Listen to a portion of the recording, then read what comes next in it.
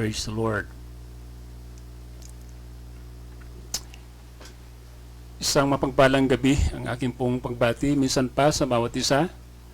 Puri ng ating Diyos, mga kapatid, sa pribileyo at pagkakataon muli na tayo pong lahat ay magkasama-sama muli sa kanyang gawain ngayong gabi. Pasalamat po tayo sa kanyang kabutihan sa ating lahat. Amen. At salamat po sa kanya pong patuloy na pag-iingat po sa ating lahat. At sa gabi ito, ako po ay muling humihingi ng inyo pong patuloy na presensya sa ating pong pag-aaral ng salita ng ating Panginoon. Praise God. At sa gabing ito, tayo muli ay patuloy na Amen. Lumapit sa Kanya. Amen. At patuloy na tayo pong lahat ay magsama-sama sa Kanyang gawain. Bago po tayo mag-start, mga kapatid, sa gabing ito, tayo muna po ay dumulog sa Kanya at manalangin po sa ating Panginoon. Bago po yun, mga kapatid, ay nais ko munang kayo ay encouraged na kung meron po tayong mga prayer requests sa gabing ito na nais po natin na ito po ay maidulog sa Kanya, ako po ay humihingi ng inyo pong praise God, pre-request ng inyong mga prayer requests, magsulat po tayo, mag-comment po tayo diyan upang sa ganoon natin po itong maipanalangin mamaya, Praise God. So, tayo po lahat po ay manalangin sa gabing ito. Samahan niyo po ako sa isang maikling panalangin sa ating Panginoon habang hinihingayin natin sa Kanya ang muli ang Kanya pong patnubay po sa ating gawain ngayong gabi. Puri ng Panginoon.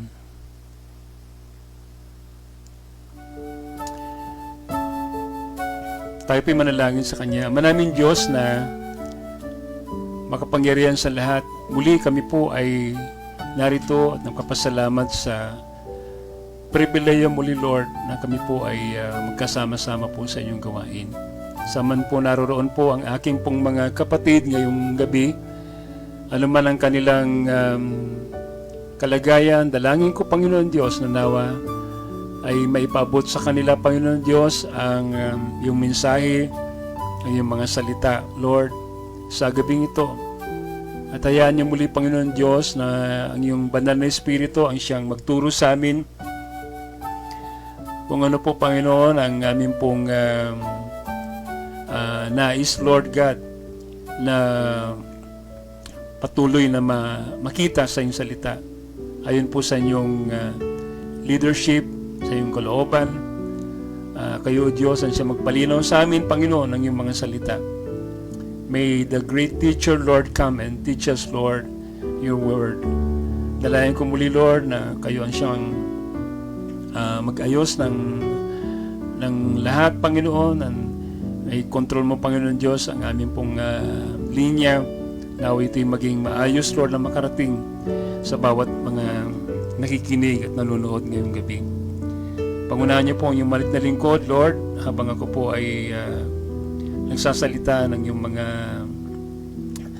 salita, ng iyong mensahe, Lord, na kayo nawa, O Diyos, ang siyang patuloy, Lord, na manguna at gamitin niyo lamang po, Panginoon Diyos, ang iyong munting lingkod para may pahayag, Panginoon Diyos, ang iyong mga salita ngayong gabi. Wala po akong magagawa, Panginoon, kung wala po kayo, Lord, na nasa akin. Kaya, O Lord, maging malaya po kayo ngayong gabi at naway pagpalain niyo po ang bawat isa sa gabing ito, Panginoon. Salamat, Panginoon. We give you all the praise and we give you all the glory sa pangalan po ng aming Panginoon si Kristo. Ito po ang aming pong dalangin. Amen and amen. Purihin po ang ating Panginoon. Praise the Lord. God bless us all tonight.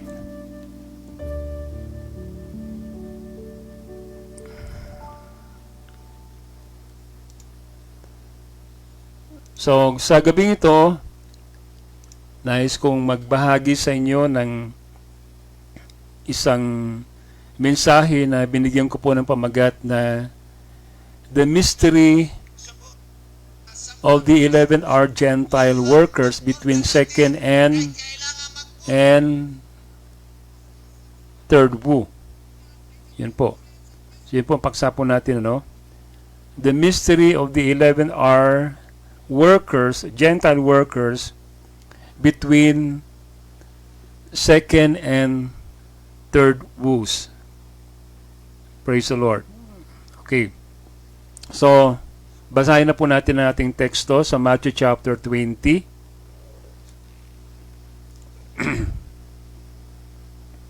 Matthew chapter 20.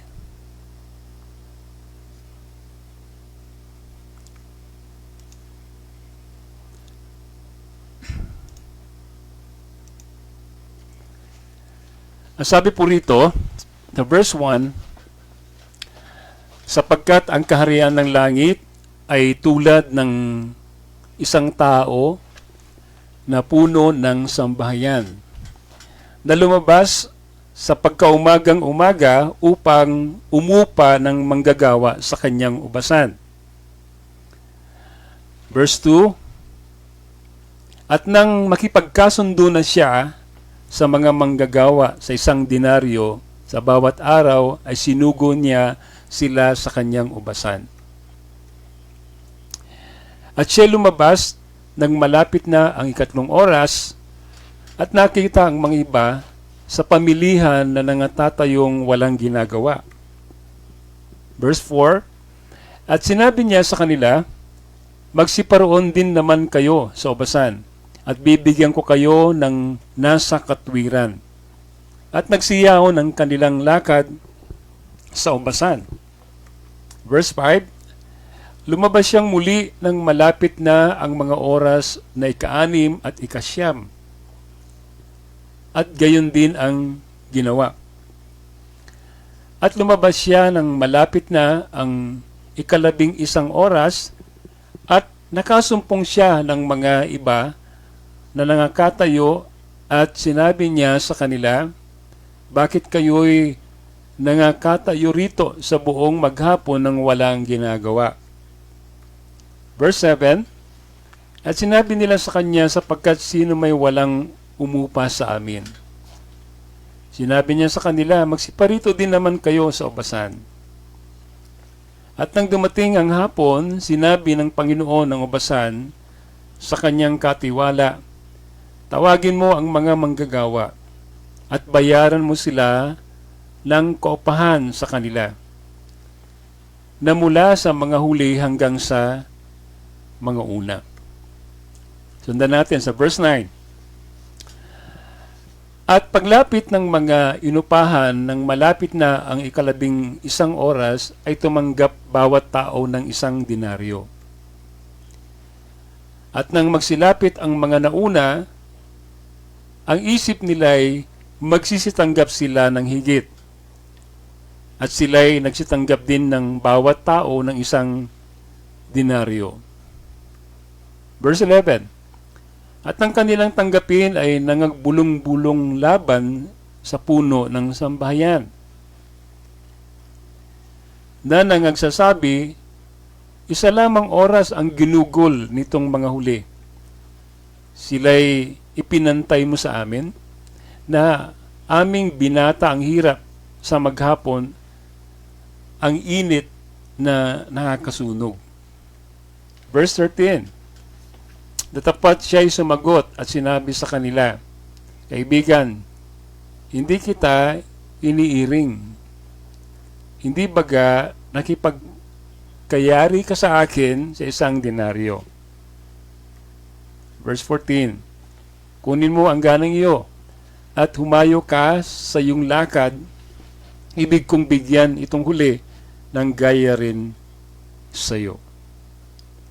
Amen.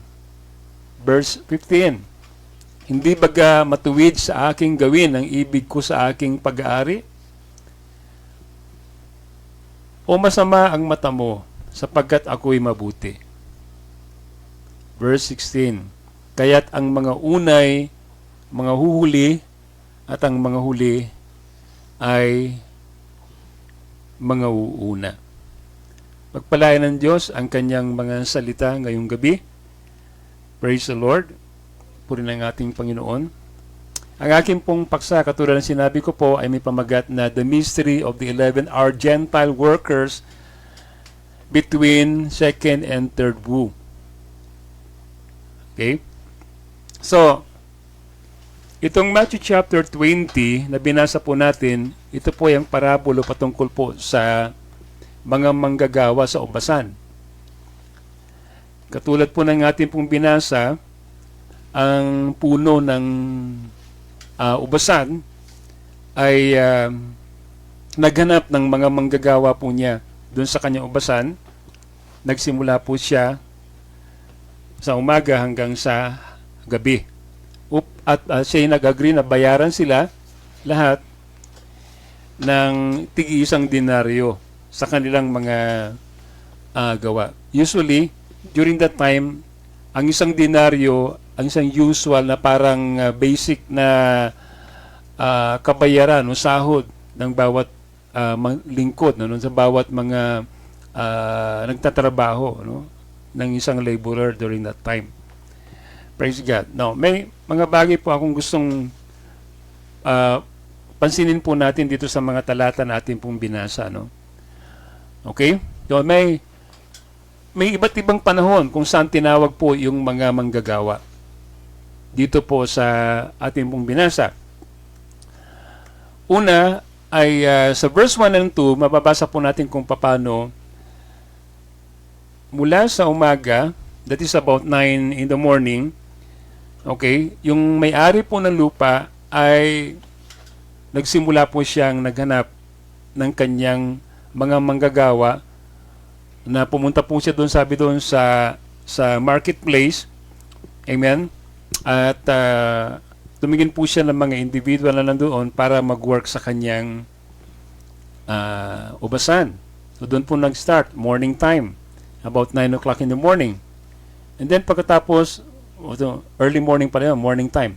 Pagkatapos, at the third hour, okay, from verse 3 to 4, okay, muling naghanap muli yung ating pong may-ari ng ubasan,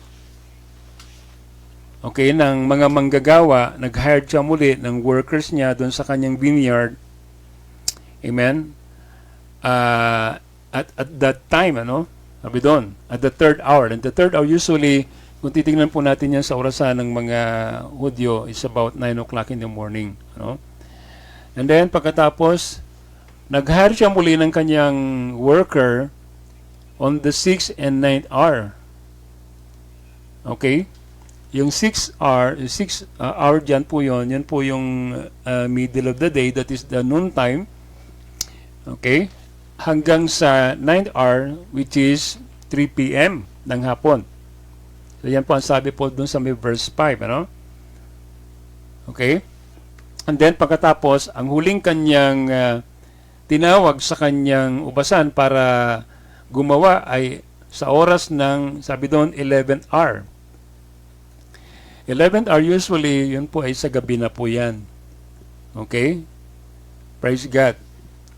Starting 6 o'clock onward. So, that is evening time. So, yan yung sinasabi dun sa may verse 6. Praise God. So, gusto ko makita po natin na napakahalaga po yung panahon. Yung season kung saan tinawag po sila. So, magmula sa morning time, okay, hanggang sa 11th hour, which is evening time. At ang sabi po rito, they received the same penny. From verse 9 to verse 10, ano pang nire-represent po nung isang denaryo? Okay? Ang isang denaryo ay sumisimbolo ng eternal life. Kasi gusto ko spiritualize ito, mamaya makikita nyo.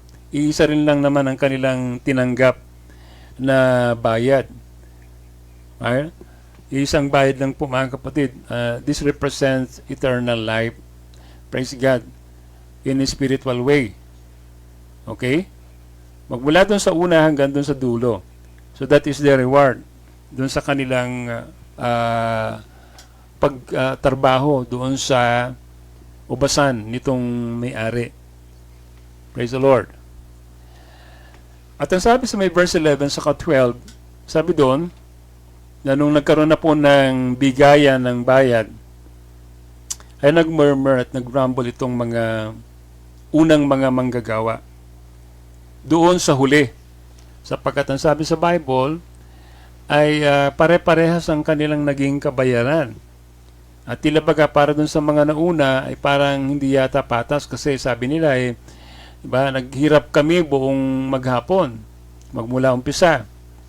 Tiniis namin ang init ng araw, lahat ng hirap ng paggawa ay kami ang unang gumawa at hindi naman siguro patas na parehas lang ang aming reward doon sa huli. So the Bible says, inaasahan nila na mas malaki yung kanilang tatanggapin. Pero ang sabi sa Bible, amen, pare-parehas po yung kanilang naging kabayaran. At remember, sabi mga kapatid ng Bible, na may karapatan yung may-ari ng ubasan kung ilan yung ibibigay niya doon sa mga manggagawa.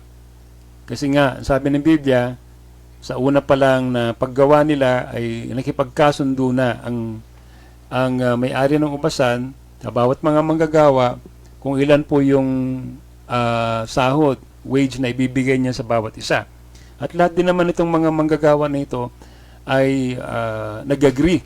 Kaya yan ang sinasabi nung may-ari, di ba? Sabi niya, nakipagkasundo kayo sa akin na ganito ang tatanggapin ninyong bayad ayon sa nais ko na ibigay sa inyo. So, karapatan ko yun, na gawin sa inyo yun. Kasi nakipagkasundo naman kayo at kayo ay pumayag. So, praise God. So, sabi na ng Biblia, mga kapatid, mapalad yun nandun sa huli kasi konti lang yung kanilang mga sakripisyo at hirap, pero yung kanilang reward, yung kanilang bayad ay kaparehas lamang doon sa mga nauna. Kaya ang sabi sa Bible, the last shall be first and the first shall be last. So, itong parabulo na ito ay isang halimbawa lamang, ano? Isang halimbawa lamang na pwede po natin itong i-apply sa iba't ibang aspeto in a different level, no? Praise God.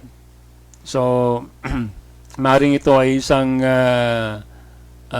symbolic na parabulo that represents di ba, to the Jews and the Gentile. Kasi nga po, ang unang tinawag po mga kapatid talaga, amen, ay mga Hudyo. Di ba? Sila po yung talagang unang pinagkalooban ng pribileyo, praise God, para kanilang tanggapin ang ebanghelyo ng ating Panginoon.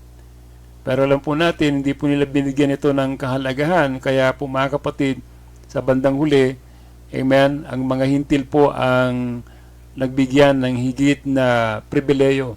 Tayo po ng mga Gentile, praise God, na tinawag ng ating Panginoon, amen, ay nabigyan ng higit na pribileyo, opportunity, blessing po para sa atin ng mga Gentile, amen, na tawagin ng Panginoon, magmula nung ang mga Hudyo ay kanila pong nireject yung kanilang Messiah. Praise God. You see, yung privilege po, mas tayo po ay mapalad sa kanila. Amen, di ba? Kung titingnan po natin ang plan of redemption ng ating Panginoon, makikita po natin kung paano tayo pong mga Gentile, amen, ang talagang pinagpala ng ating Panginoon. Dahil nga po mga kapatid, sa atin po mga kapatid, praise the Lord, pinagkaloob ng Diyos, sa atin po pinagkaloob ng Diyos mga kapatid ang biyaya niya. Praise the Lord. Okay. So, ito po yung different season kung saan tinawag po ang mga manggagawa. Tayo po yung nasa huling panahon. Tayo po yung nasa 11th hour. Dito na po sa panahon nito, nangyayari po ito mga kapatid. Wala na po tayo sa morning time, wala na rin po tayo sa noon time, or afternoon time, nasa evening time na po tayo. Kaya tayo po yung huling mga manggagawa sa panahon na ito na makakatanggap po mga kapatid ng gantimpala na nabumula sa ating Panginoon. Okay? So, mapalad po tayo mga kapatid. Amen? Purihin lang ating Panginoon.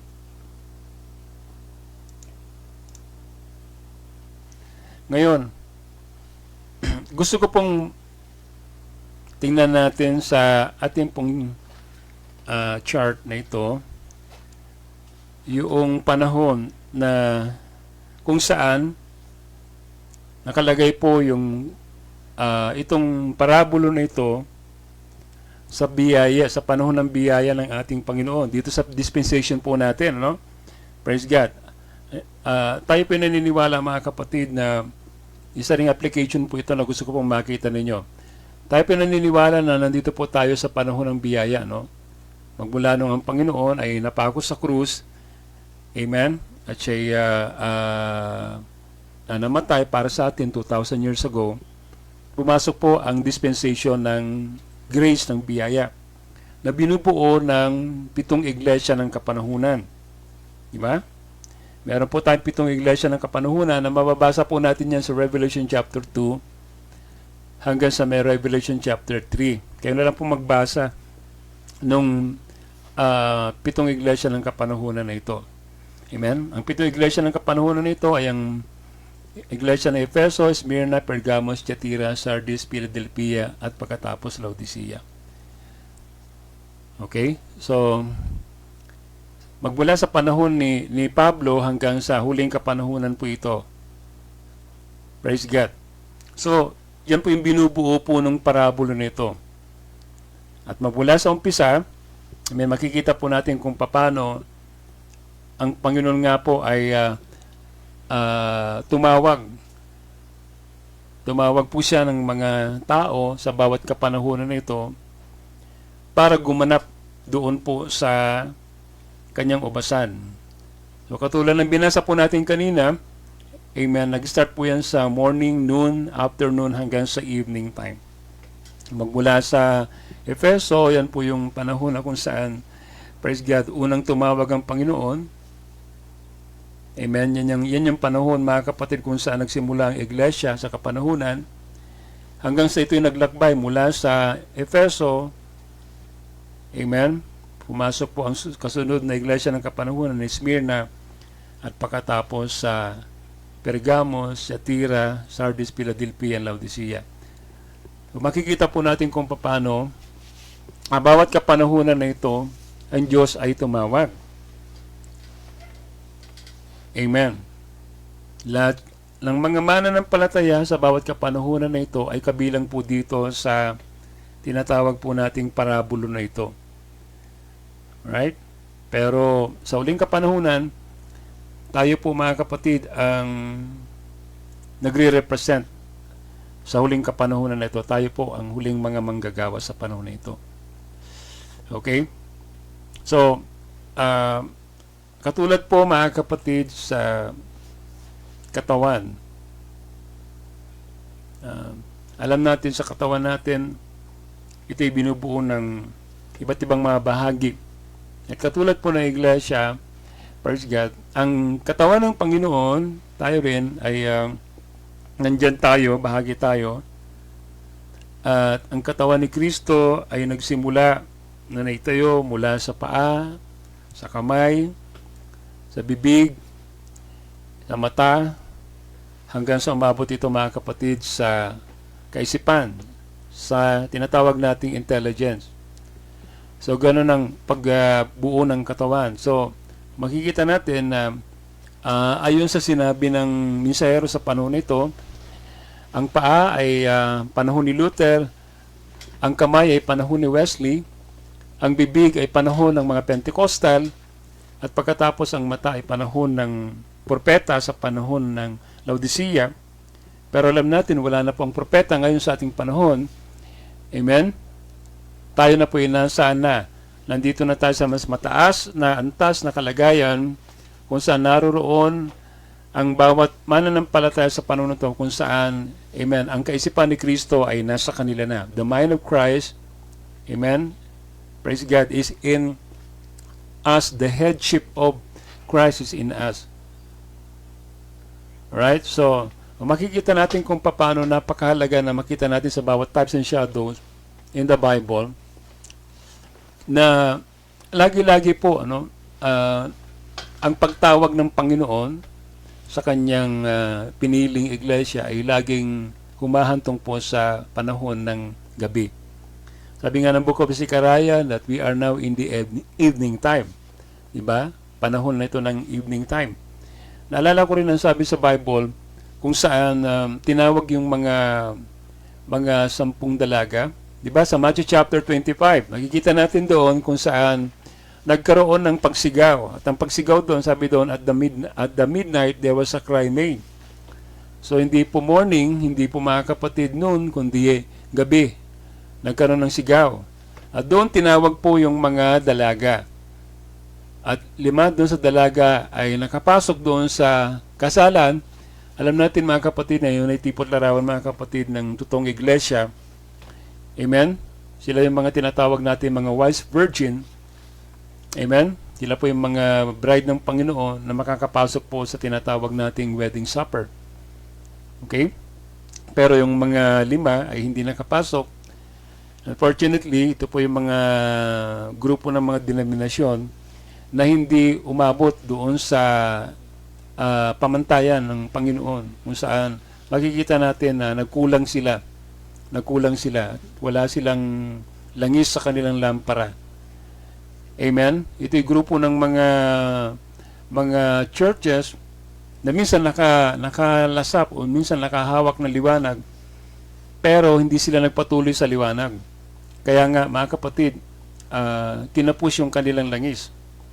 Kumpara doon sa mga 5 mga dalagang matatalino, alam nila na matagal ang panahon ng pag-aantay. Kaya ang sabi doon ay nag-reserve sila ng kanilang langis. At dahil doon, amen, sila po ay pinalad na makapasok doon sa tinatawag nating piging ng kasalan. Diba? Amen. Praise the Lord. So, marami pong mga types and shadows tungkol po dyan. Tungkol sa evening time, kung saan tayo po ay nandito na sa panahon na ito, mga kapatid. Di ba? Naalala ko rin yung parabola tungkol sa yung mayroong isang hari na naghanda ng piging ng kasalan. Naalala niyo yun, di ba? Praise God. Ganon din. Nagtawag siya ng mga tao na pupunta doon sa piging ng kasalan. Una ay may mga taong mga inimbita, pero hindi sila nakarating doon sa piging ng kasalan. Amen? At kaya naganap itong naganda ng kasalan na ito ng hari ng mga taong pupunta doon. At ang sabi sa Biblia ay nagumpisa siya naghanap ng umaga, kinaumagahan, madaling oras, hanggang sa, amen, nung may mga natawag na siya, ay muli siya nagtawag ng hapon. Kung mababasa niyo sa scripture, andun yun. Diba? Pagkatapos, hanggang sa siya po yung naghanap ng mga tawag dito, napapasok doon sa kasalan ng bandang supper na o gabi na, kaya nga marriage supper na, supper time na. Praise God. So ganun din po ang sinisimbolo noon sa panahon po natin ngayon, diba? Ang morning time ay ang panahon ng mga Lutheran, ang noon time ay panahon ng mga Wesleyan, ang afternoon time ay panahon ng mga Pentecostal. Praise God. At ang evening time, supper time, ay panahon po ng bride sa ating panahon na ito. Amen? Praise the Lord. Puri lang ating Panginoon. So, nandiyan na po tayo sa panahon na yan. Kabilang po tayo lahat dito sa evening time na pagtawag ng ating Panginoon sa ating panahon. Praise the Lord. Gusto ko pong bumasa ng quote ng prophet bago tayo magpatuloy. Amen.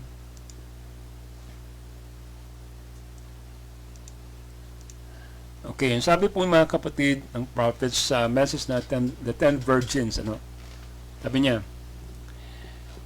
now on this, you notice it stopped on November 11, the 11, at 11 o'clock in the day, the 11th month in the year, the 11th day in the month, the 11th hour in the day. You remember then what Jesus said about that?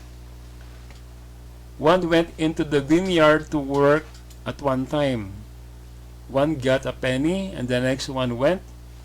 Then them was the 11 hour people. Was that right? Okay. There they are, the 11 hour people. It's been held back. Now it's getting time for them to come in. And they are gathering out of those Jews for a nation. Praise God. So, binabanggit dito ng prophet, sabi niya, naalala niyo yung, sabi niya, yung unang pandaigdigang digmaan, First World War. Supernaturally, if you go to history, di rin nila maintindihan kung paano nagtapos o paano huminto yung gera. But, according to history, yung gera po ng First World War ay huminto on the 11th month, on the 11th day, on the 11th hour, on the 11 minutes, lahat po 11.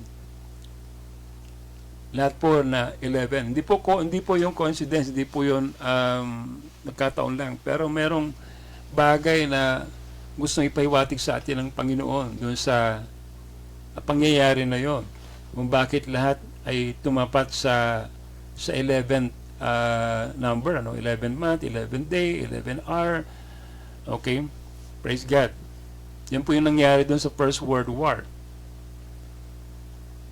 Now, ang binabanggit dito ng prophet, sabi niya, hinawakan ng mga anghel. Mamaya po ay babasahin natin sa scripture. Mababasa po natin sa Revelation po yon, yung hangin. Amen. Upang hindi magpatuloy o patuloy na magwasak. At ito po ay application po nitong scripture na ito. Diba? Kasi kung hindi po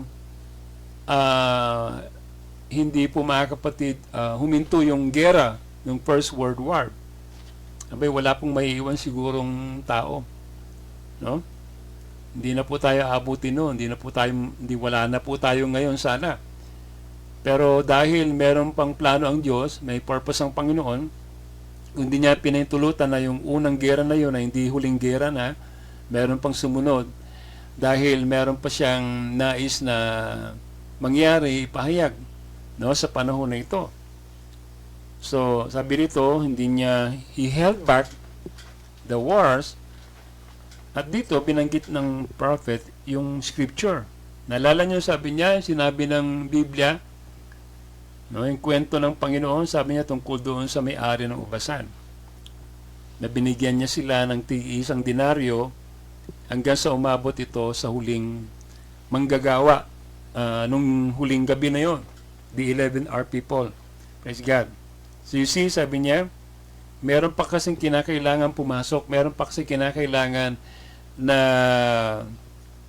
praise God, maselyuhan according to the Bible. Praise God. Kaya ang sabi doon, hindi pinahintulutan ng Diyos na mangyari yun na agad-agad matapos ang lahat doon sa unang digmaan. See? Ngayon, itong tatlong binabanggit na woes sa Bible, yung 3 woes, ito pala ay ang tatlong pandaigdigang digmaan na dumaan at magdadaan. Amen. Dito sa mundo na ito. Praise God. Mababasa po natin ang scripture sa Revelation chapter 8 verse 13. The Bible says, And I beheld and heard an angel flying through the midst of heaven,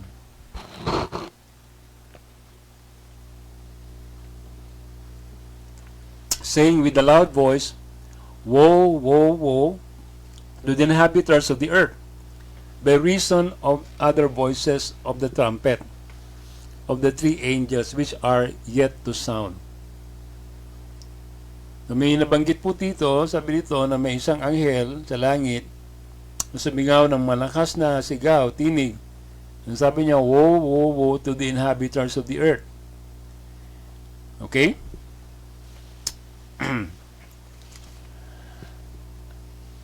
At itong mga woe na ito na nabanggit dito,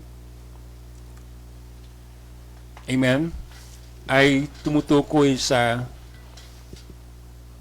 digmaan sa panahon.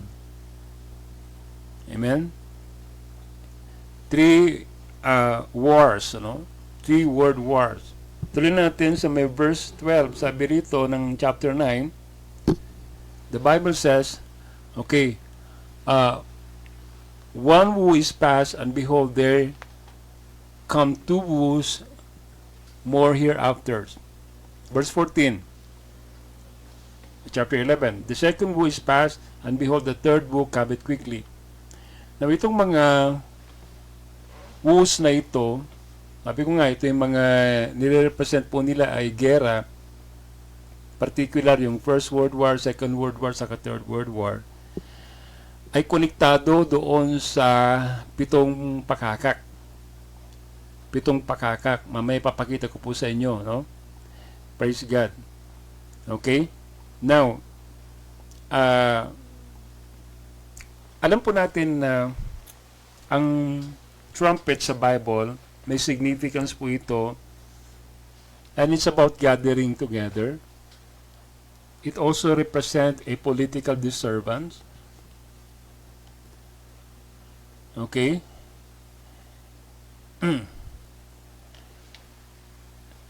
And it's the calling of the Jews. The calling of the Jews. Praise God. So, napakalaga na makita po natin ang dinidescribe nito, itong three woes na ito ay three world wars. The word angel should be translated, yung binasa po natin kanina, should be translated as eagle. Kasi pagkat si John, tipot larawan siya ng bright, na meron siyang prophetic anointing, meron siyang mata, katulad ng agila, na nakakakita ng mga bagay na panghinaharap. So he was there. John saw an eagle flying through the midst of heaven, screaming, "Woo, woo, woo." Okay?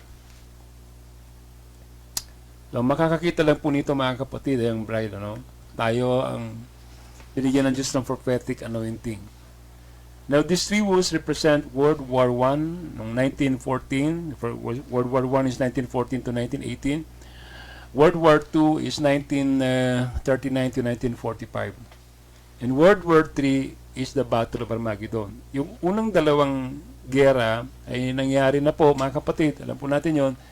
At tinantiyan na lang po natin itong huling tinatawag nating gera na mangyayari, praise God, na tinawag din po ito, mga kapatid, na Battle of Armageddon. Wala na po tayo sa panahon na yan. Kaya huwag po kayong mag-alala. Wala na po ang church, irarapture na po ng Panginoon ang iglesia sa panahon na yan bago dumating po yung tinatawag nating Battle of Armageddon. Okay. Now, the three woes are described in details when the seventh trumpet sound. Because the fifth trumpet in Revelation chapter 1, or chapter 9, verse 1 and 12 is World War I. The sixth trumpet in Revelation 9, 13 and 21 is the Second World War. And the seventh trumpet is in 11 ng Revelation chapter 11. Amen, verse 15 hanggang sa may verse 19. Yan po yung World War III. So tandaan po natin, praise God. Yung fifth trumpet, First World War, yung sixth trumpet, ay Second World War, at ang seventh trumpet ay ang Third World War. Okay. Dito na po yung binasa natin kanina. O yung tinutukoy ko po kanina, no? Basahin natin ang Revelation chapter 7 verse 1. Sinasabi rito na merong 4 na anghel. At pagkatapos nito ay nakita ko ang 4 na anghel na nakatayo sa 4 na sulok ng lupa na pinipigil ang 4 na hangin ng lupa upang wag humihip ang hangin sa lupa at sa dagat man. Okay? O sa anong punong kahoy. Verse 2. At nakita ko ang ibang anghel na umaakyat mula sa sikatan ng araw na taglay ang tatak ng Diyos na buhay. At siya'y sumigaw ng tinig na malakas sa 4 na anghel na pinagkaloobang may pahamak ang lupa at ang dagat. Verse 3. Na nagsasabi, huwag ninyong ipahamak ang lupa kahit ang dagat, kahit ang mga punong kahoy, hanggang sa aming matatakan sa kanilang mga noo ang mga alipin ng ating Diyos. At narinig ko ang bilang ng mga natatakan na 144,000 na natatatakan sa bawat angkan ng mga Israel. Okay? So, ito pala ang dahilan kung bakit mga kapatid, amen, hindi pinahintulutan ng Diyos na matapos kagad ang lahat ng bagay dito sa lupa. Amen? Dahil meron pang gustong gawin ng Panginoon. At yan ay walay ba kundi sabi niya, tatawagin niya ang kanyang piniling bayan. Amen? Upang sila ay tatakan niya. Amen. Selyuhan niya. At itong selyo ay sumitipot larawan mga kapatid ng bautismo ng Espiritu Santo, sapagkat binanggit ng malinaw dito kung sino po yung mga tatatakan. Sabi dito, sila po yung mga 144,000. Yung 144,000 mga kapatid. Okay? So, from the very first start na nagkaroon po ng tinatawag po nating digmaan, alam po natin kung paano mga kapatid ang Hudyo ay dumaan sa mahirap na kalagayan ng sitwasyon. Kasi when they were dispersed, pinagpapatay po sila during the time of Hitler, ni na Mussolini, ni na Eichmann. Diba? During that time, itong mga dictator na ito yung mga ginamit ng kaaway mula dun sa bottomless pit. At pinoses itong mga tao na ito para persecute po ang bayan ng Diyos. And during that time, mga kapatid, 6 na milyong mga Hudyo ang namatay. Okay? At ang sabi sa Bible, praise God, because of that, amen, yun ang naging paraan para ang Israel ay mag-desire to go back to their land. Kasi dati para silang mga squatter. Hindi nila alam kung saan sila pupunta. Hindi nyo ba alam in history that before ang Israel ay hindi kilala? Parang wala sa mapa ang Israel. Because ang Israel ay inoccupy ng mga Palestinian, yung bansa mismo ng Israel. Okay? Kaya kung tatanong yung mga bata noon, ang Israel, hindi nila alam kung saan ang lugar niyan eh. Mas kilala pa nila ang Palestine. Praise God. Pero alam po natin, na kaya nga po nagkakaroon po ng conflict ngayon dyan, even until now, matagal na po mga kapatid na ang Israel ay nakikipag-digma. Amen? Dito sa mga Arab nation, okay, majority ay mga Palestinian. Amen? Dahil nga po kasi nais ng Israel na masarili na nila yung kanilang lupain. 'Di ba? Kasi sa kanila, yung lupain na yan ay talagang binigay sa kanila ng kanilang mga ancestor. okay, ng kanilang mga magulang way back in the Bible. Kaya nga mga kapatid, itong si Benjamin Netanyahu, lagi niyang kino-quote si Abraham, di ba, na sila po yung binhi ng Abraham, kung saan ang bayan na yan ay pinangako ng Diyos sa kanila. So it's not actually more on political war. It's more on religious war. Okay? So, yun ang dahilan ng lahat ng kaguluhan dyan, mga kapatid. No? Praise the Lord. So, makikita po natin, mga kapatid, na ang mga Hudyo ngayon, nariyan na sila ngayon, and then almost all part of the so-called before Palestine ay kanila na-occupy na. Amen. Ang Gaza, at isa na lang po yung kanila pong gustong, isa na lang yung lugar that has been more occupied by the Palestinian ay yung tinatawag nating Gaza. Okay, Golan Heights, I should say Golan Heights. Yung Golan Heights, doon po mga kapatid, nakatayo yung kanilang mosque, yung Mosque of Omar. At kung sakaling dumating yung panahon ng Israel, amen, ay kunin yun sapagkat para sa kanila, palagay nila, doon po mga kapatid, doon po nila tatayo yung kanilang templo. Doon nila tatayo yung kanilang templo. Pero alam ko magkakaroon ng matinding pagdanak ng dugo dahil alam po natin na hindi bibigay po yan mga kapatid ng mga Palestino yan. Paglalaban po nila yan. Amen? Pero alam po natin, baka ito na rin po yung panahon. Diba? Makikita po natin na isa lamang po ang makapagpapahinto ng conflict dyan kasi magkakaroon talaga ng sobrang gera, labanan dyan. Pero there's only one man, according to the prophet, na pwede magpahinto ng gera. At yan ay walang iba kundi mga kapatid ay ang Papa sa Roma. Okay? So, ito na ang ginagawa ngayon eh. Gusto niya nang mamagitan sa lahat ng uri ng mga hidwaan at mga hindi pagkakaisa. Inuumpisa niya na sa usapin ng reliyon. Mamaya gagawin din niya yung tungkol diyan sa usapin ng mga digmaan na nangyayari sa pagitan ng mga bansa. Okay? Praise the Lord. So, ang ibig sabihin po ng winds speaks of war of the earth. Itong mga apat ng anghel na ito ang siyang may hawak nitong hangin, pero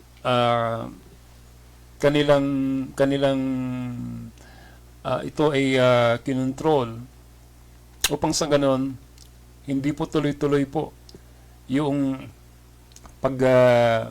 pagkawasak ng mundo sa pamamagitan po ng gera. So winds means wars and strifes in the Bible. Praise God. Okay, so tuloy natin.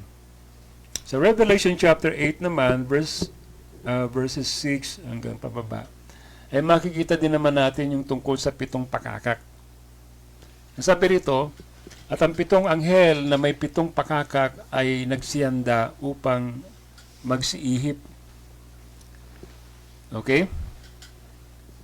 Verse 7, at umihip ang una at nagkaroon ng graneso at apoy na may halong dugo at itinapon sa lupa at ang ikatlong bahagi ng lupa ay nasunog at ang ikatlong bahagi ng mga punong kahoy ay nasunog at ang lahat ng sariwang damo ay nasunog. Okay? Verse 8, at humihip ang ikalawang anghel at ang tulad sa isang malaking bundok na nagliliyab sa apoy ay nabulusok sa dagat at ang ikatlong bahagi ng dagat ay naging dugo. Verse 9, at namatay ang ikatlong bahagi ng mga nilalang na nasa dagat na mga may buhay at ang ikatlong bahagi sa mga daong ay nawalat.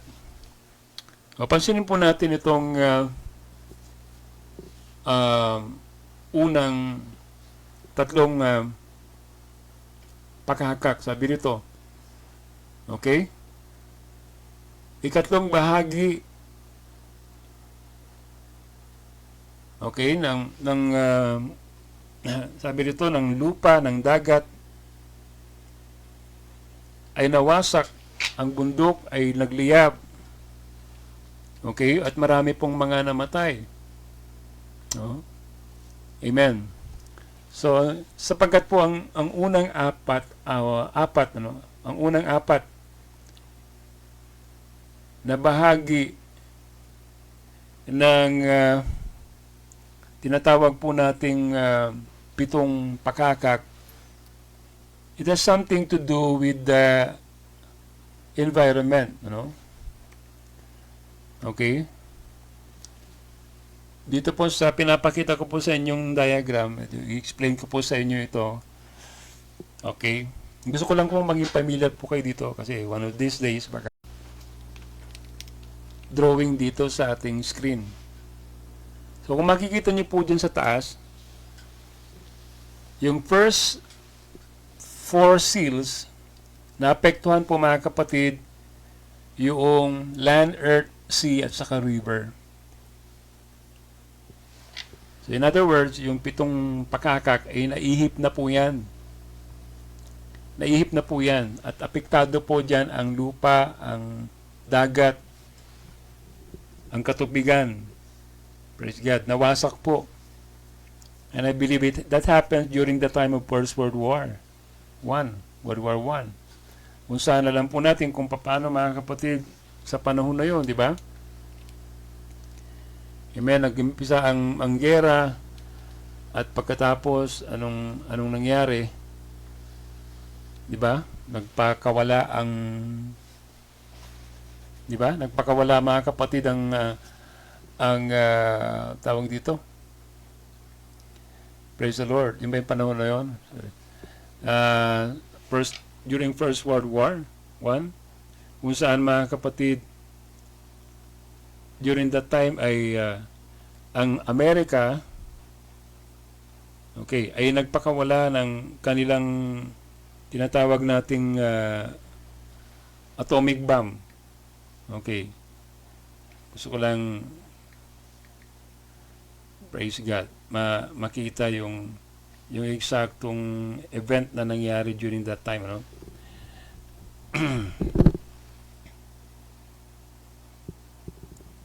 Okay. Just to give you a short background dun sa gera na nangyari nung First World War I, that was 1918, Okay. Kung saan nagkaroon ng pagkikipaggera ang Amerika, a war on Syria and sabi doon, Germany and Austria. Okay? World War I pala po yun. Gusto kong i-correct. Praise God. Kaya supernaturally nagtapos po yon ng November 11, 1918. Okay? Yung tinutukoy ko pala ay amen. Nung pag-start mga kapatid nitong trumpets na ito sa World War II, kung saan makikita natin na ang Amerika ay nakipaggera uli for the second time laban sa Syria, Germany, Italy at pagkatapos sa Japan. Pangalawa doon sa Nagasaki sa August 9, 1945. Okay? So, yun po yung nangyari during that time. Kaya apektado po yung lahat ng mga kalikasan, yung environment. The first, second, and third, and fourth trumpet has something to do with the habitation of the earth. Okay? Habitation of the earth. Praise God. So, sana nalinawan natin ito. And then, pagkatapos, yan, sumunod na po yung tinatawag nating mga gera, praise the Lord, which nabasa po natin kanina, ang first woe is ang fifth trumpet, ang second woe ay ang sixth trumpet, at ang third woe ay ang Battle of Armageddon, yung World War III. Yun po yung seventh trumpet natin. Okay? Sana natin malinaw sa atin ito. Praise God. At ang dinidiscuss ko lang po dito mga kapatid, yung trumpets ha. Huwag muna natin tingnan yung mga ibang mga nakalagay dyan. Praise the Lord. Saka na lang po natin pag-aaralan po yun. So ito yung overview lang ng ating pong pinag-aralan doon sa Matthew chapter 20 na tumutukoy, nagdi-describe doon sa pitong iglesia ng kapanahunan. Nandoon po mga kapatid ang bawat mga manggagawa na tinawag mula doon sa morning time hanggang sa evening time. Okay. Kaya lang, gusto ko makita natin kasi kung nasa na tayo ngayon, kaya kinonekta ko po ito mga kapatid, itong pitong trumpeta. At sinabi ko po sa inyo na tayo po ay nasa pangalawa at pangatlong Wu, which is, praise God, the first, second World War and third World War. Battle of Armageddon. Amen. So, I'm sure na nakiklear na natin itong representation ng mga trumpets nito. Ulitin ko po, ang first four trumpet has something to do with the habitation. And the last three trumpet has something to do with the inhabitants of the land. Ito'y tumutukoy mga kapatid sa mga tao na, amen, na mamamatay dito sa panahon kung saan magkakaroon ng tinatawag nating pandaigdigang digmaan. Amen. Now, malapit na ako magtapos. Praise God. Gusto ko lang makita yung significance, nitong mga wars na ito with regards, praise God, doon sa ating teksto.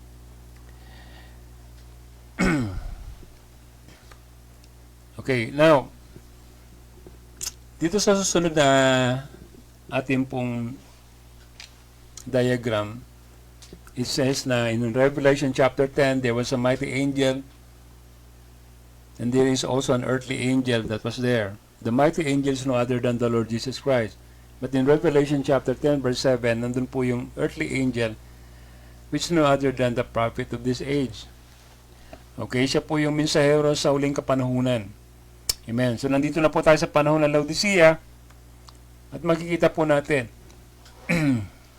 dito, ulitin natin muli yung ating pong pag-aaral, yung World War I, 1914 to 1918. Ito po yung huminto on the 11th month, 11th year, 11th day, 11th month, 11th hour, para tawagin po yung tinatawag nating 11th hour people, 11th hour believers. Praise God. Okay, so yan ang purpose kung bakit hindi po nagpatuloy yung gera. Kasi mayroon pang purpose si Lord para tawagin yung huling mga manggagawa. Amen? Okay. And in World War II, from 1930 to 1945, ang mga Hudyo ay naibalik doon sa Palestine.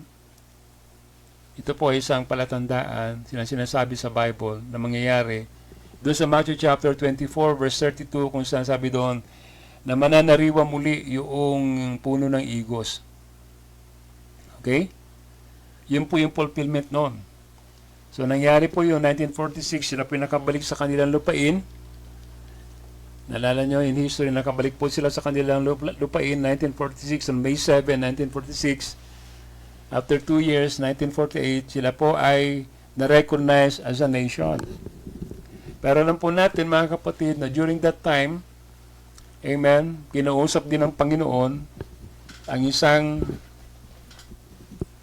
Brother Branham upang sabihan siya kung paano, mga kapatid, amen, kinakailangan niya magkaroon ng international ministry para hanapin po ang nobya.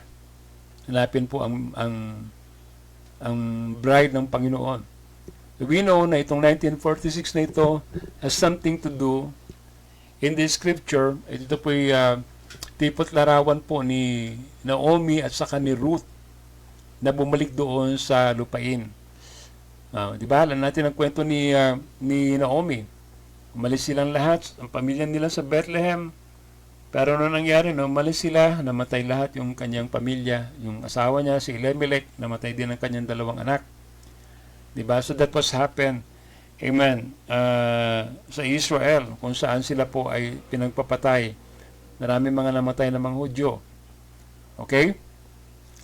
Pero noong 1946, nagkaroon na restoration ng Israel. Amen. At katulad ni Naomi, amen, kasama niya si Ruth, isang Gentile woman.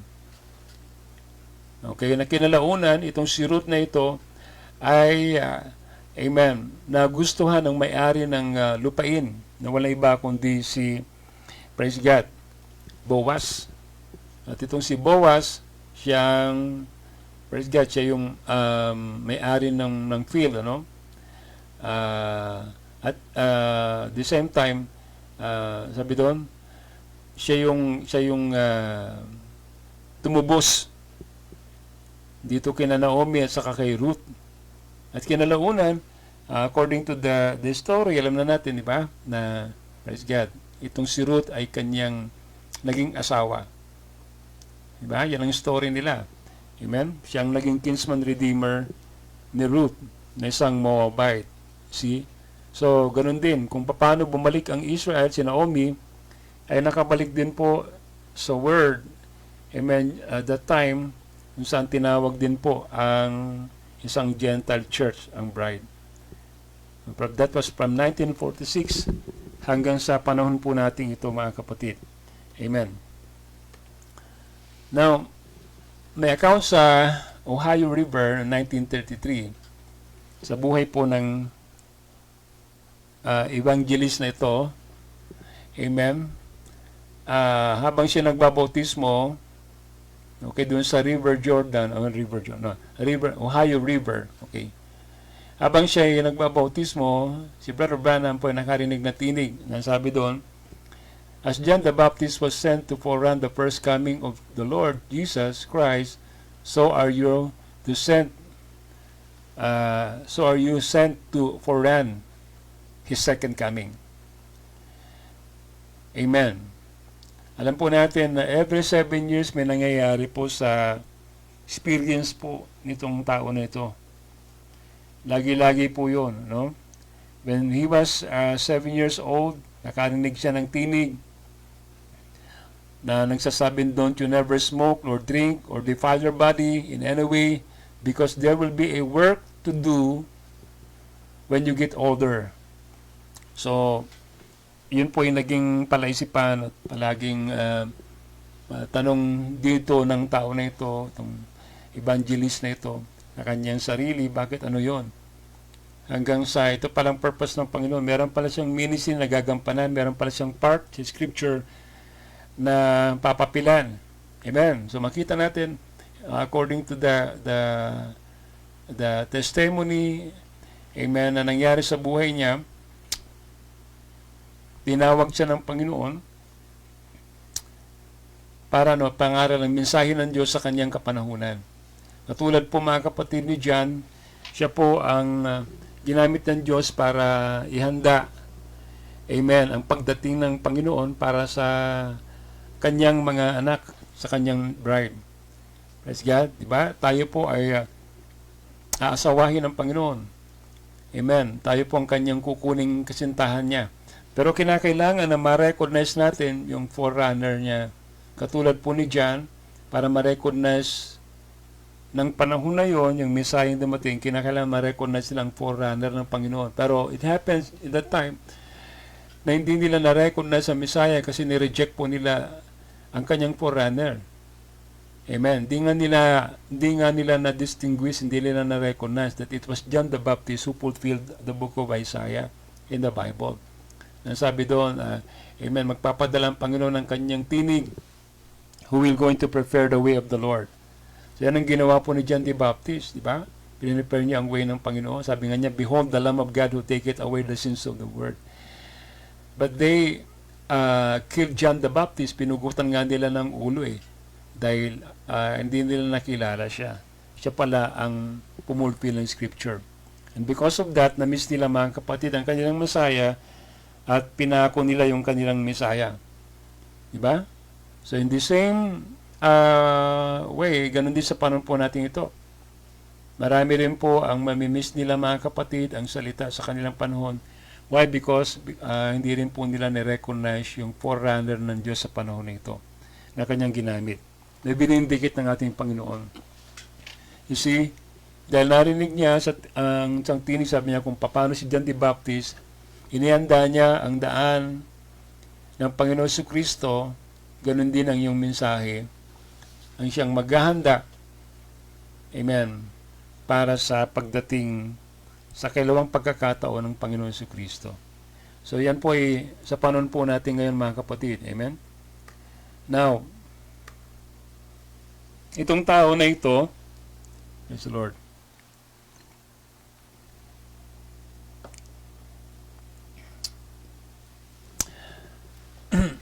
sa kanyang panahon, praise God, ay nagkaroon po ng maraming mga supernatural na mga karanasan, supernatural na naganap sa buhay niya. Isa na po mga kapatid, itong nakuhanan siya ng litrato na meron po siyang halo sa kanyang ulo. Sabi dito, a halo fire photograph above William Branham's head in January 24, 1950, while preaching at Sam Houston Coliseum, Houston, Texas. So, ang kwento kasi nito ay may mga grupo ng mga pastor na gustong patunayan na siya po ay hindi talaga totoong mangangaral o propeta. Kaya napunta po sila dyan sa meeting na yan para kuhanan siya ng picture para ilathalan nila na yung kanyang ginagawang healing ministry ay parang ano lang, ito'y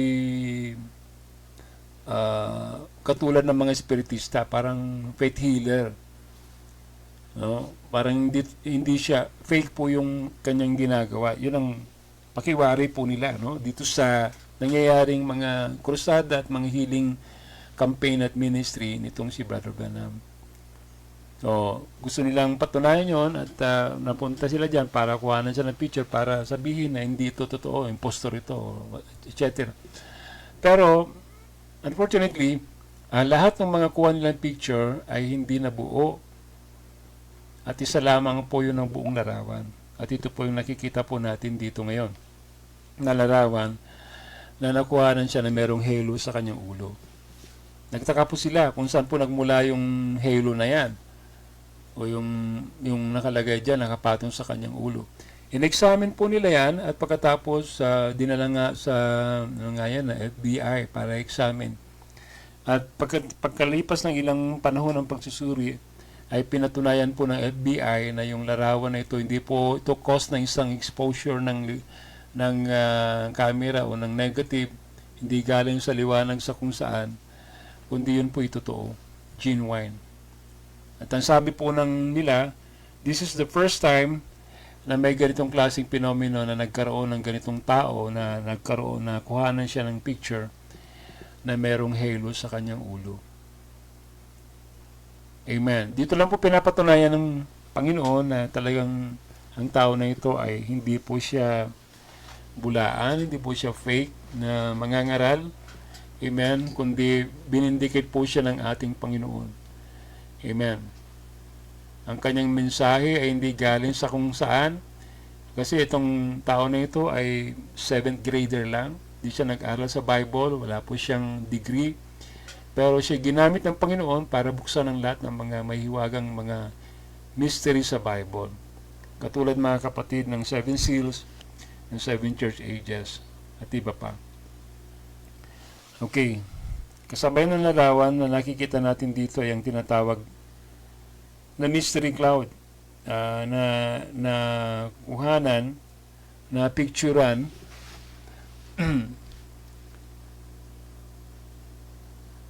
bunga ng pagbubukas ng mga 7 tatak. Ang 7 tatak sa Book of Revelation chapter 6 ay isa sa controversial na mystery sa Bible. Marami pong mga theologians ang nagbukas o nangaral nito, subalit hindi po tumugma doon sa tamang interpretation sa kung ano sinasabi ng Biblia patungkol doon sa pitong tatak. Nagkamali ang marami ng mga theologians. Amen. Pero ang tao na ito, nung binigay sa kanya yung kapahayagan para, amen, ipangaral niya ang pitong tatak, ay nagkaroon muna ng vision. On February 28, 1963, the vision and prophecy was fulfilled when the constellation of 7 angels formed as the head of Christ met him with a commission to preach the opening of the 7 seals of Revelation. So, may vindication po. Ayon po sa nangyari nung time na yon, ng February 28, 1963, meron pong 7 anghel. Okay? At sila po yung luminya, nag-constellate po sila, nag-form po sila ng ulap na nakikita po natin dyan. Yung mystery cloud na yan ay nalathala sa Life Magazine. Pwede nyo tingnan po ang Google. Amen? Tinawag po nila yung mystery cloud over Arizona. Sabi nila, wala pong cloud na pwedeng mabuo dyan sa lugar na ganyan kataas. May bilanggit na ilang 28 miles, something like that. Na imposible na makabuo ng ulap dun sa lugar na yon. Pero nagkaroon ng forma ng ulap. At hindi nga nila maipaliwanag yon. Kaya tinawagan nila mystery cloud. Praise God. Pero according to the prophet, ito pala ay binuo ng mga anghel. Kasabay mga kapatid ng commission para sa kanya para ipangaral yung 7 tatak doon sa Revelation chapter 6. Amen. So, isa-isa po na ipinangaral ng propeta yung 7 tatak na yan sa buwan ng Marso 1963. Praise God. At according to his testimony, ang angel ng Panginoon ay bumababa para explain sa kanya kung ano yung bawat tatak na yon. Dahil gusto niyang ipangaral ito ayon sa kanya na pag-aralan. Amen. Kumuha siya ng mga idea tungkol sa bagay na yan sa mga theologian, sina Lawrence Larkins ba yon, at mga ibang mga sa Scofield or sino mga theologians. Praise God. Pero nung ipapangaral niya na yon, ay kinausap siya ng anghel na lahat ng kanyang mga kaya nalikom mga kapatid na karunungan mula sa iba't ibang mga tao na ito ay hindi tumugma. Hindi yon ang nais ng Diyos.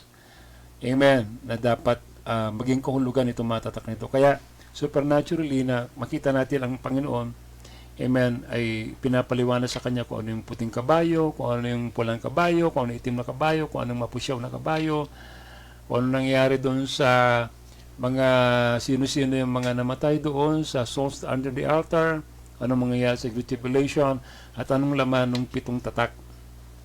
Yung ika-7 tatak, praise God. So, wala pong nakapagpaliwanag ng malinaw na ito sa panahon nito, kundi mga kapatid, itong propeta sa panahon nito, siyang pinahayagan ng Panginoon kung ano yung kahulugan noon. At alam natin bilang mga message believers, amen, na ito nga po ay talagang eksakto doon sa sinasabi ng Biblia. Kung ano po yung kahulugan nito. And it takes a prophet of God. Kaya sabi dito sa Revelation chapter 10 verse 7, diba? In the days of the voice of the 7th angel, when he shall begin to sound, the mystery of the Bible will be finished. So, nangyari po yan ngayon sa ating panahon. And what is the purpose? The purpose is para ano? Para tayo tawagin sa panahon na ito. Amen. In 1964, may nangyari po, no? Amen. Nakarinig siya ng tinig, at ang tinig nito sabi niya, pick up a rock laying there, throw it up in the air. When it comes down, say, thus saith the Lord, there will be judgment strike upon the earth. Okay, so, nangyari po yun, ano? Ano nga pa yun? Ano? Yung ba? Sinabi ng kumuha ka ng bato, tapon mo sa taas, pagkatapos sabi mo, thus saith the Lord, there will be judgment strike on the earth. And in March 27, 1964, nagkaroon po ng Alaska earthquake with an intensity of 9.2. Ito po ay world tremor. In other words, mga kapatid, ito po ay nangyari na halos buong sanlibutan ay naramdaman. Halos lumubog po ang Alaska. Diba? Halos lumubog po ang Alaska. Praise God. Nangyari po yun. Okay? Nung itinapon po niya yung bato, nagkaroon ng explosion. Okay? Nung nagkaroon po ng explosion, may narinig sa tinig, sabi niya, judgment is fixing to happen at West Coast. And then, tatlo po yung boom, boom, boom, sabi ko noon, 3 beses. Ha? So, yun pala ay ang mangyayaring mga malalakas na lindol. Praise God. Judgment will strike on the earth sa pamamagitan ng lindol. So, ang unang lindol na nangyari, amen, ay nung March 27, 1964, na happened in Alaska. The second earthquake, kung hindi ako nagkakamali, that happens in America din. May part din sa Amerika na nangyari na magkaroon uli ng malakas na lindol at that time. Pero kasi tatlo yon, ang huling nakita niya na lindol ay sa lugar ng Los Angeles, California. Doon sa Choosing of the Bride na message niya noong 1965, noong April 29, amen, nagkaroon siya ng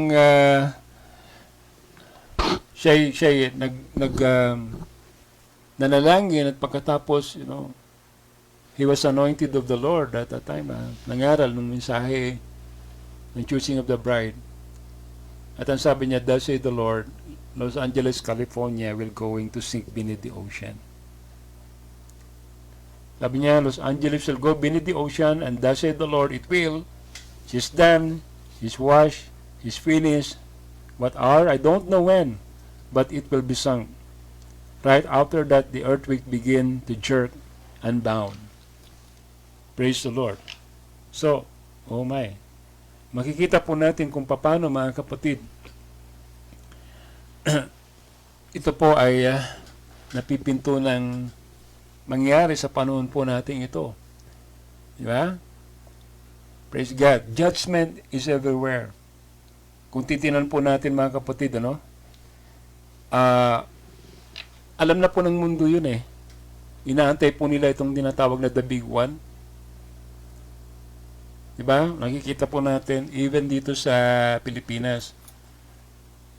Diba, yung West Valley Fault, pagkatapos yung kinatatakutan nila na magkaroon ng Big One, apektado po dito kasi yung fault na yan ay konektado sa atin. Sabi nila, marami pong mamamatay. Amen. Pag dumating po yung araw na, kaya pinaghahanda po nila ang buong, diba, ang buong mundo dito sa tinatawag nating The Big One na ito na darating. Paunti-unti nagkakaroon ng konting paggalaw at lindol. Amen. Mga nakalipas na araw, meron po tayong mga panakanakang mga lindol na nababalitaan. Pero naniniwala ako, mga kapatid, praise God, magkakaroon ng masigit na mas malakas na pagyanig dito sa lupa. Hindi nga lang po natin alam. Pero kasi sinabi na po ng mensahero ng Diyos, sabi dito that there will be time, sabi niya, thus said the Lord, na magkakaroon ng malakas na paglindol dito sa mundo. Amen. At lulubog ang California. Lulubog ang California. Amen. Now, gusto ko pong basahin po ang last quotation po natin bago tayo magsara ngayong gabi. Okay, dito sa Recognizing Your Day and His Message, sabi niya, now the seventh angel message is to open the mystery of the seven seals, of the seals, calling the 11 Argentine workers to receive the same pay that the first hour workers got. Now Jesus taught it. He said, there was some people went into the harvest. They were hired, and when they did, of early morning, they received a penny for the day. And then at the noontime, someone else come in and went to work. And then the 11th hour, that's the last hour of the day, that someone came in and received the same kind of pay that they did at the first hour of the day, last hour. Amen. So, as we close, maliwanag po, amen, itong kwento ng Panginoon, itong parabola ng Panginoon doon po mga kapatid sa Matthew chapter 20 ay tumutukoy sa ating kapanahunan. At amen, katulad po ng sinasabi po ng scripture mga kapatid, praise God. Diba? Napakapalad po natin kasi hindi po tayo dumating sa ganong sobrang hirap na dinanas ng mga unang mga mananampalataya. Ngayon pa man, isa rin lang ang bayat. Ano? Lahat naman po tayo, pagkatapos po nitong mga kaganapan sa banal na kasulatan, lahat naman po tayo, pagdating ng panahon, sa Panginoon po tayo lahat. At isa lamang po ang reward po natin at walang iba kundi ang buhay na walang hanggan. Pero napakapalad po natin kasi sa panahon na ito, hindi na po papahintulutan ng Panginoon na ang kanyang nobya, ang huling mga manggagawa, the 11 are believers, praise God, ay mag-suffer pa ng katakot-takot na hirap. Di ba? Amen. Sapagkat ang sabi sa Bible, mga kapatid, poproteksyonan tayo ng Diyos, lalagyan tayo ng kanyang tatak, ng kanyang selyo, nang sa ganun mga kapatid, hindi po tayo, amen, magsasuffer. Hindi tayo mabibilang doon sa mga dadanas ng great tribulation sa ating panahon. Kaya salamat na lang. Bakit mga kapatid? Kasi it's all by the grace of God. Lahat ng ito ay biyaya ng ating Panginoon. Hindi tayo karapat-dapat, pero ang Diyos mga kapatid ang siyang nagbigay sa atin ng napakalaking biyaya niya. Nandun lang po tayo dati sa kalagayan na wala po tayong sabi nung mga manggagawa na wala namang nag-hire sa amin wala namang tumatawag sa amin Ma'am? Hindi nila deserve kumbaga kasi hindi naman talaga sila nagganap, ang Diyos ang naghanap. Yan sabi ng Bible mga kapatid, hindi siya huminto hanggang sa hindi niya mahanap yung nawawala. Salamat sa Diyos mga kapatid. Bakit? Kasi kung iisipin po natin sino tayo, diba? Napakaraming mga tao na pwedeng tawagin niya na gumawa sa kanyang ubasan, pero tinawag po niya pinili ang kanyang nobya para, amen, praise God, bigyan niya ng kanyang gantimpala, ang buhay na walang hanggan. Thank you, Lord. Napakaraming tao, but we are more blessed. Amen? We are so privileged na maging bahagi ng kanyang ubasan, bahagi ng kanyang ekonomiya, bahagi ng kanyang plano. Salamat sa ating Panginoon. Sa gabing ito, amen, nawa ay sa konting sandali ng ating pong pagninilay-nilay ng kanyang mga salita ay nakita po natin kung gaano kahalaga. Amen. Na malaman natin kung saan tayo naroon. Wala na po tayo sa panahon ng morning time, wala na tayo sa noon time, wala na po tayo sa afternoon season. Tayo po ay nasa evening time na. Pasarado na po ang oras ng paggawa. Kaya sabi po ng Biblia mga kapatid, gumawa tayo hanggat may panahon pa. Pero kung dilim na, amen, ay hindi na tayo makakagawa. Kaya habang may panahon pa, praise God, gawin na natin lahat ng maaari nating gawin na paglilingkod sa Panginoon. Kaya mga kapatid, panawagan ko po sa bawat isa, praise God, Sana po wag po nating ma-miss ang opportunity na ito, di ba, na mabilang doon sa mga tinawag ng Panginoon. Napakabuti ng Diyos. Bakit? Kasi sabi nga ng Biblia, mga kapatid, praise God, yung mga nauna silang nahuli, pero yung mga nahuli, sila yung ngayon ang nauna. It's all by the grace of the Lord. God bless us all sa lahat po ng mga kasama ko ngayong gabi at nakinig. Pagpalain po tayo lalo ng kanyang mga salita na naway siyang bahalang mag-vindicate, siyang bahalang magdilig, bahalang magpaunawan sa atin ng mga salitang ating pong napag-aralan ngayong gabi. Puri ng Panginoon, tayo pong lahat po ay manalangin. Sarado natin ang ating pong pag-aaral muli sa gabi ito. Sa lahat po ng mga may mga pangangailangan ngayong gabi, amen, nawa po ang Diyos ang siyang patuloy na magkaloob sa inyo ng lahat ninyong mga pangangailangan. Let's pray. Dear Jesus, we thank you, Lord, once again. Salamat, Panginoon, sa mabiyayang gabi na pinagkaloob niyo po sa amin. Nawa, Panginoon, Lord, ang iyong mga salita na muli po namin, Lord, pinag-aralan, Panginoon, ipatuloy na magbigay sa amin, Lord, ng encouragement. Patuloy na magbigay sa amin, Lord, ng enlightenment upang makita namin kung gaano po kami kapalad sa panahon na ito. Pagpalain niyo po ang mga salitang ito sa bawat puso ng bawat nakarinig. Kayo na lamang po siyang bahala, Lord, na magpaunawa.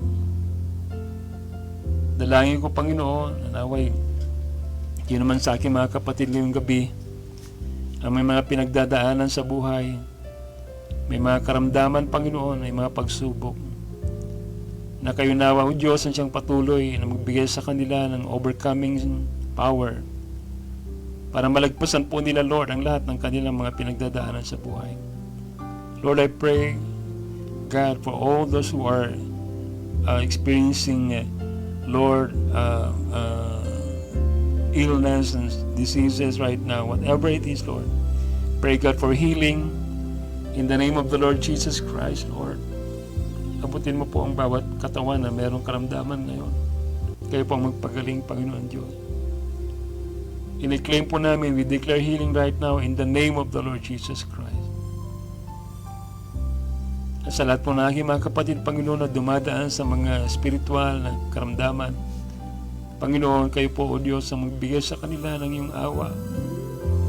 Tulungan niyo po sila, Lord, na malagpasan nila, Panginoon, ang lahat ng uri ng mga pakikipagbaka sa kanilang spiritual life. Lord, I pray na kayo po ang siyang magbigay sa kanila ng kalakasan, Panginoon. Lord, to go on, move on. Amen. At tapusin nila, Panginoon, ang kanilang race, Lord. Oh, I pray, God, for strength, Lord, yung pagkakala mo sa kanila. Sa mga kapatid ko, Panginoon, na nagkukulang, mga pangangailangan nila, Panginoon, sa bawat araw.